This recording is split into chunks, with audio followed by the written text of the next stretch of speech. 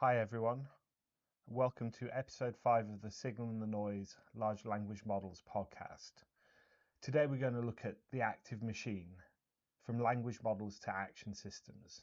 This is where we go away from the theory and into the practice, into the implementation, how these things can be used in the real world to get real world effects and benefits.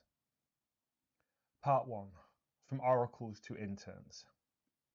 Let's start with a quick recap of what we've learned so far. Models predict tokens, not truth. They're next word or next token predictors. They don't reason in the same way that a human does. Context is a sliding window of attention. What is outside the context is not known to the model. Personas carve specialism from chaos. We visualize this as a sculptor compared to a painter. The sculptor chisels away at the marble until only the model that he wants remains. Constraints create reliability. They may sound boring and may feel difficult, but they are how we go from novel and interesting systems to safe, deployable and scalable ones. We must always remember that the model is not the product. The system or the scaffolding that we build around the model is the product. So oracles versus interns. How do we go from oracles to interns? Oracles answer questions, but interns take action. From an oracle's point of view, you put the question in and you get the question out. And from the intern's point of view, you put the environment in and you get the action out. This difference in mindset is going to be critical as we move forward. We need to transition from passive oracles to active interns. Oracles are passive, advisory, and they have no real-world consequence. It's fine to ask questions and get answers. It can be quite interesting, but it's not going to be the foundation for a business or anything practical. Interns are active, but they're also fallible and they must be supervised. So what exactly is an AI agent? An AI agent is a combination of a model, a context, and some tools. We briefly discussed tools when we discussed mathematics and arithmetic earlier, but we're going to look at them in a little bit more depth now. Before we move on to tools though, we need to define the REACT framework, a more sophisticated view. The REACT is reason and action. It is not agency, it is not intelligence, it is not reasoning. It is simply repeating the following pattern. Reason, given my role and constraints, what should happen next? Act, request a tool or operation. Observe, incorporate the result into context. Decide, stop, continue, escalate, or refuse. It's a loop with memory and checkpoints. This is the illusion of decision. Models do not decide to act. They predict the next most likely action tokens. Agency is an illusion created by loops. The model asks, given my constraints, what is my most likely next action? So back to tools. Tools are a permissioned interface between a probabilistic model and a deterministic system. So here you have the task goes in, the large language model has its reasoning, which feeds into its tools. The output is the result into the environment, which goes feedback back into the tools, and the process continues. I've highlighted or I've isolated the area of this which is referred to the agent in the grey box. So we can see it's the combination of the large language model, the tools and the reasoning, acted on by the feedback that results in the new environment and is implied by the task. So the model never acts, it only proposes. It's just predicting words at the end of the day. It doesn't have any other ability. So the model predicts what should be done. Tools define what it is allowed to do. And during runtime, it decides if it should be done. This preserves the accountability and removes the AI did it excuse and ambiguity. So we have to remember that prompts shape behavior, but tools define the law. Your prompt constraints are soft, advisory, and probabilistic, whereas your tool constraints are hard, enforced, and deterministic. Tool constraints are impossible to bypass because we are no longer dealing with the probabilistic nature of the LLM, but some explicitly designed processes or subroutines. Why do tools collapse hallucinations? Hallucinations happen, remember, because the model must always predict something. Guessing often sounds accurate, and helpful beats accurate by default. As we discussed previously, the model's trained behavior is to complete sentences or to complete text prompts, and it will always do that to the best of its ability, even if it does it wrong. But tools shift the problem. The model, rather than predicting the next token, is predicting what tool to use. And then the answer comes from the tool, which is outside the model. Then the truth is injected back after prediction. The model stops inventing facts because it no longer needs to. It can access the truth directly. We should always be careful though, because bad tools create dangerous agents. Bad tool design is like bad prompt design. Ambiguous intent, overbroad authority, no safety boundary, and impossible to audit. This leads to the problem of the AI did something weird. But good tools encode intent. Good tools are like a well-written operating procedure. They force specificity, they make misuse obvious, they create natural audit logs, and they enable downstream validation. Every parameter is a constraint, every constraint is safety. We move away from dangerous to dangerously boring. So, tools shape the model's reasoning. The model adapts its reasoning based on its tools. So what tools exist, what tools don't exist, and what the scope of the tool is. For example, a calculator tool will mean that the model will no longer guess or next token predict at maths. It has the tool within its arsenal or within its quiver to solve the problem directly and then inject the correct result into the output. It no longer needs to operate next token prediction basis. It has the correct answer through deterministic means. If there is no delete tool, it will never reason about deletions. If you give it a delete tool but you don't want it to delete something, delete will always still be an option for the model, so it may delete anyway. The available toolset will become the model's worldview. Here are some failure modes for agents and their reasons. Exposing tools just in case. If you don't need the agent to do a thing, don't give it the tool to do it. Better safe than sorry. Always minimize the tool scope that a model has access to. Exposing too many tools. If you make an overbroad agent, it's going to get confused, the instructions may become vague, and it may end up collapsing to the median solution. Exposing generic tools. Things that do not have a specific purpose, like a one-shot explicit tool to use for a given task. The model can start to get confused and the agent will fail. What you don't expose becomes the real design of the project at the end. The production mindset, or constraint, is power in the production sense. Start with no tools. Add tools one by one. Make sure that they're all performing a task that you need the agent to do. Remove anything that's not essential. Test rigorously. If the model can't see the option, it can't consider the action. Tools are where responsibility lives. This is the responsibility stack. The model output is probabilistic suggestions. The tool schema is the system designer. The tool execution is the runtime environment or the code. And the final outcome is the organization. There is no such thing as the AI decides, only things that were allowed. Again, a refresh on tool failure modes. Overbroad tools lead to unintended actions. Ambiguous schema lead to wrong parameters. Missing validation leads to silent process corruption. Unbound retries leads to infinite loops. And implicit authority leads to user overtrust. None of these are intelligence failures. None of these are large language model failures. They're all system design failures. Tools plus our React framework leads to observable intelligence. Every action is logged. Every failure can be traced. Every decision has context.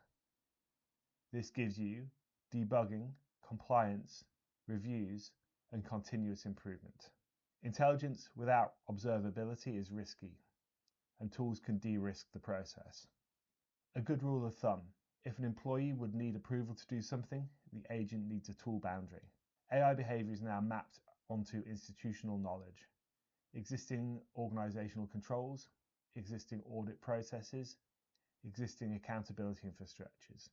No new philosophy is required. It's all organizational knowledge packed up into tools which are accessible by AI agents that are powered by a large language model.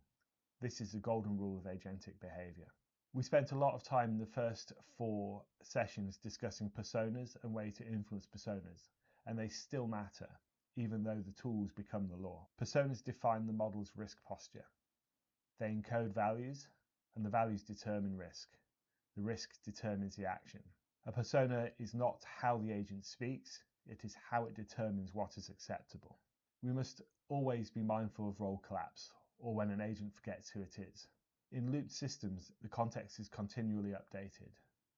New observations enter and old instructions fade. Salient tokens dominate the model's attention. The model does not forget instructions, but it does reweight its priorities based on the updating context. It wants to move the process forward, but personas ensure that the role is enforced. Loops create pressure, and personas define what breaks first. Part 2. From pixels to signal. Multimodal models allow systems to go beyond simple text inputs. They can read images, they can hear sounds, and they can inspect documents. Whilst this increases the power, it also increases the risk. So we need to be sure that we're constraining them properly. These processes do, however, follow the same mechanisms as text inputs.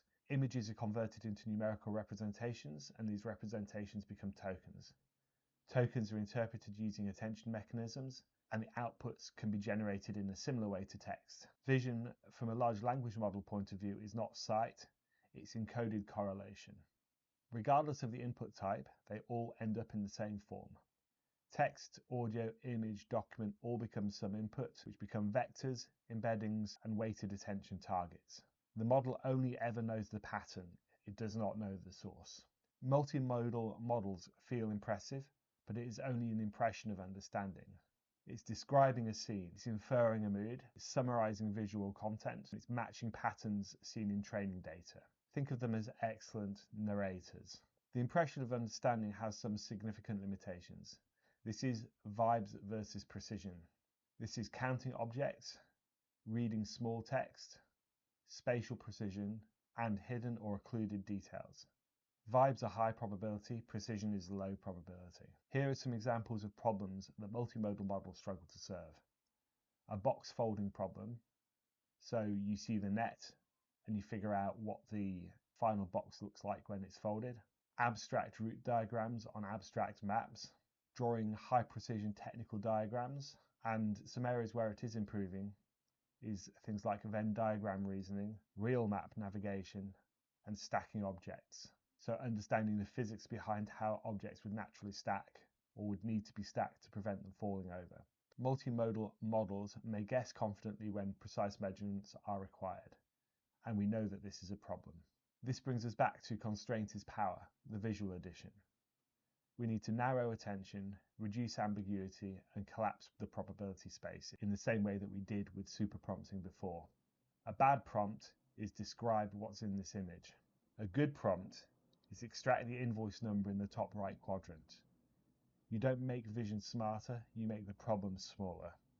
When we structure our vision input prompting, we go from free descriptions to label regions, refer to coordinates, and anchor questions to location. Structure has to replace intuition. Constraining visual prompting is not a silver bullet, though. They do not improve perception, they just make errors predictable. They do not improve accuracy, they just localize failure. They do not fix blind spots, they just enable safe refusal. All of these are better, but they are not the silver bullet. Predictable failure is safer than confident error. You may notice that this is a consistent theme of the series. Visual prompting should not be used for exact counts, financial totals, legal text extraction, and anything safety critical. All of these should be assisted, cross-checked, and verified, which leads to them being trusted. After all, vision informs, but the tools decide. Audio is the same concept as visual. They're great at transcribing, summarizing, and speech pattern matching, but they can struggle, although there's a lot of improvement with unfamiliar accents, overlapping speakers, background noise, and sarcasm and intent. Audio tokens are still tokens. The same constraints apply, and the same risks occur. Where multimodal models shine, when the use case has a narrow scope, deterministic checks, and clear refusal conditions. Multimodal models expand reach, but the constraints still preserve trust. We must remember that multimodal models do not see or hear reality. They predict patterns around it. Never trust them alone. Always constrain the task, and always verify before acting.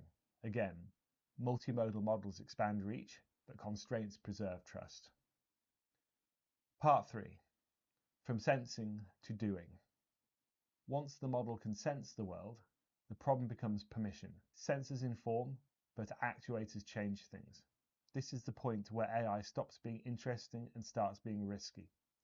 Incredible care must be taken when handing over control of critical tasks to AI models. Intelligence is cheap, but consequences are not. An actuator is not an ability, or it is not just an ability. It is a boundary between a probabilistic model and the real world. The model itself never acts. The model proposes actions in a structured format, and a separate system determines whether or not to execute the action. The actuator is where responsibility enters the system. The model suggests, but the system disposes. When an agent does something, it really just wrote instructions. The model creates a structured output, usually in JSON. This output explains what should be done, and then another program executes or rejects the request. The large language models do not act, they only draft actions. Tools are not just technical endpoints. They are how an organization exposes itself to an agent. Tools are an API-shaped version of organizational policy. Tools define and encode what the organization considers work, what processes are allowed to be automated, and where authority begins and ends. Every tool is a policy wearing some code as a disguise. Tools don't just execute actions, they force actions to be expressed clearly enough to survive the process. Before actions, tools require explicit parameters, justification, and structured inputs. This forces vague goals to become operational intent. If intent can't survive structure, it wasn't ready to act in the first place. The difference between safe and catastrophic failure is usually tool design. Narrow tools have loud and local failure. Broad tools have silent and global failure. And missing tools encourage guessing. Good systems surface failure early. They don't hide it. Silent success is often more dangerous than visible failure. A mature agent knows when it cannot progress. This turns uncertainty into controlled handoff. Well-designed tools include explicit cannot proceed statements, structured escalation paths, and human-in-the-loop triggers. Taking no action is often the most important action when it comes to an automated process. Autonomy is not a binary switch. It's shaped by the surface area of the tools. Few narrow tools lead to tightly supervised autonomy. Many composable tools lead to broader independence. And meta tools, such as tool selection and chaining, lead to emergent behavior. The model begins to think for itself, within our guardrails and guidelines, of course. Agents don't become powerful because tools are strong. They become strong because tools connect. We see chains like read, decide, update, detect, verify, escalate, observe, log, notify. Capabilities emerge from chains, not individual actions. Power lives between tools, not within them. More tools lead to more options, and more options lead to more potential for mistakes. Every additional tool creates a new decision point, increased complexity, and competition for attention within the context. High reliability systems often prefer a smaller set of orthogonal tools over more general purpose ones. Orthogonal in this sense being tools that don't overlap each other's scope or purpose. But we should always remember that there are no perfect solutions, there are only compromises. Optionality is a tax on reliability after all. The more options we have, the less reliable our system becomes, or our agent becomes. Agents mirror the organization that built them. They amplify organizational clarity or expose its absence. If the original policy is vague, the tool will be vague, and the behavior will be vague. If the tool is overlapping, it can create conflicting behaviors. And if the tool is poorly owned, the responsibility blurs. Agents don't fix chaos, they reveal it. Users don't trust agents because they sound smart, they trust them because they are predictable. Predictability comes from consistent tool behavior, clear refusal conditions, and stability over time. Trust is an emergent property of constrained action. Trust is built on repetition, not one-off brilliance. We need to design for audit, not optimism. Every tool should assume it will be reviewed later. Every tool action should assume it will be reviewed later. Can we explain why it was used? Can we reconstruct the decision? And can we justify the outcome? If not, the tool is not production ready. We have to build for the post-mortem, not the demo. Doing, carefully. Actuators turn sensing into impact. Tools turn impact into responsibility. Sensors mean the system is informed. Tools mean the system is constrained. Loops mean the system is persistent. And the people mean the system is accountable. This is where AI stops being oppressive and starts being trustworthy. Action is easy and responsibility is designed. Part 4. The loop. Once an agent can act, a single response is no longer enough. Actions have outcomes. Outcomes change context. Context must be re-evaluated, and without a loop, agents act blindly. With a loop, agents can adapt. Actions without feedback is just noise. The system creates the signal. The react loop is not magic. It is a disciplined framework for controlled iteration. React stands for reason, decide what to do next, act, request a tool or step, and then observe, incorporate the result, finally repeat or stop. This is not thinking in the human sense. It is structured progression. A similar system that you may have come across is the OODA, O-O-D-A, observe, orient, decide, act. We can think of react being the LLM equivalent to OODA. A loop is only as complicated as it needs to be. We need minimum necessary complexity in all things, really. Most loops should be as boring as this one. What is the current Apple stock price? Reason, I need to get the stock price for Apple. Action, call a tool, get stock price for Apple. We get the observation, $273.40 at the time of writing. Decision, sufficient. Stop. If your loop feels clever, then it is probably unsafe. The React framework turns opaque behavior into inspectable steps. Each action is logged, each failure is localized, each decision can be reviewed, and this makes agents auditable rather than mysterious, because visibility beats brilliance. Left unchecked, loops optimize for progress, not correctness. These are common loop fail cases. Repeating the same mistake, retrying with a minor or inconsequential change, escalating confidence without new evidence. This is not stubbornness, it is probability pressure. But this pressure isn't helpful and can increase costs. Every token costs money, even if the cost per token is very small. Loops will continue forever unless the system stops them. A reliable agent must know when it should no longer continue. So professional React frameworks must include max turn limits, confidence thresholds, explicit refusal states, and escalation paths to humans. Stopping should not be seen as failure, it should be seen as control. It is the intelligence you design into the system doing its job. A persona keeps the loop honest. It acts as a behavioral anchor. A strong persona allows the loop to reassert standards over each iteration, prevent drift towards just being helpful, and make refusal a valid outcome. Without personas, loops risk collapsing into guesswork. Loops create pressure, but personas determine what bends. React enables adaptation, but constraints keep it safe. Loops allow agents to respond to reality. Constraints prevent runaway behavior. Personas stabilize decisions, but humans remain accountable. We started with a system or a model that predicts words, but we end with a system that can act, albeit carefully. This is how agents operate without pretending to think.